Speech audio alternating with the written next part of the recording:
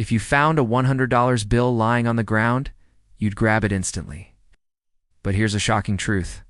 For the ultra-wealthy, that $100 isn't worth the time to bend down. It's not because they don't value money, but because they've unlocked a system that turns wealth into an unstoppable machine. It's a system designed to protect them from taxes, debt, and even death itself. And if you've never heard of it before, you're not supposed to. Today, I'll reveal how it works and how understanding it could change your financial future forever. Most people grow up believing income equals success. Work hard, earn more, save what you can. But here's the harsh reality. Income is the most heavily taxed form of money. In many countries, top earners lose a third, sometimes nearly half of their paycheck to taxes. So while you're celebrating that raise, the government is celebrating too. That's why some of the richest names in business take tiny salaries. They don't rely on paychecks. They rely on ownership. Their wealth isn't in cash. It's in assets that grow quietly in the background. And here's the twist. As long as they don't sell, those gains remain untouched by taxes. But if they're not selling, where does the money for their lifestyles actually come from? Meanwhile, the middle class is stuck in a loop. You get paid, pay taxes. Then you borrow for housing, cars, education. But here's the catch. You repay those loans with money that was already taxed. Take a mortgage, for example. On a $250,000 loan, you could end up paying more than double over 30 years. Credit cards? Often 18 to 25% interest.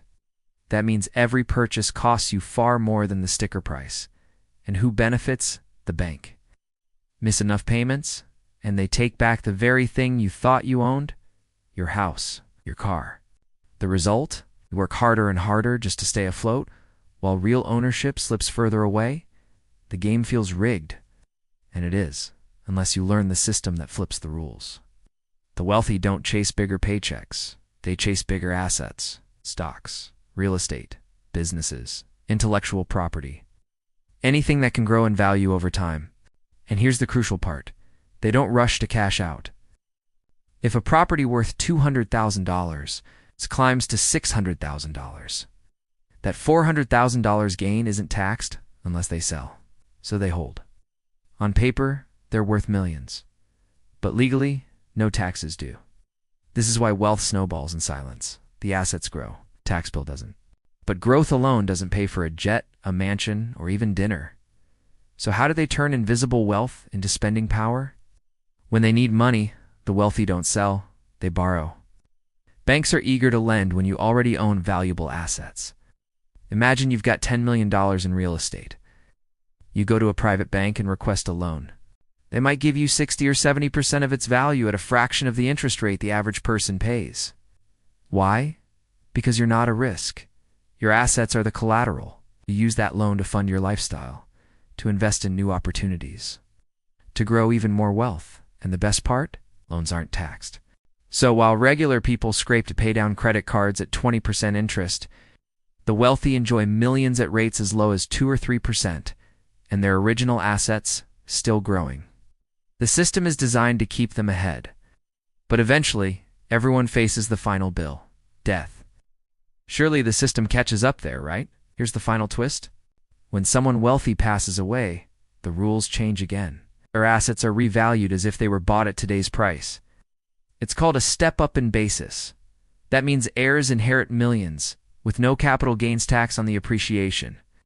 And those loans, often covered by carefully planned life insurance policies, leaving the next generation with clean assets. So the cycle continues. They lived, borrowing against wealth. They passed it on without heavy taxes, and the system resets for their children. This is how the rich stay rich, generation after generation. So now you know why a billionaire wouldn't bend down for a $100 bill? Not because it's worthless, but because they've built a system where money works for them 24/7. The lesson isn't that you need millions today. It's that you can start small. Focus on owning assets that appreciate. Use debt strategically, not for consumption, but for growth. Think long-term. Build wealth structures that outlast you. Because the truth is simple. Own the right things, and money serves you. Own nothing, and you serve money. Which part of this system surprised you the most? Drop your thoughts in the comments. Your insight could help someone else escape the trap. If you found this breakdown useful, hit subscribe. Next week, we'll cover money habits that save you thousands. Remember, real wealth isn't about chance. It's about choice.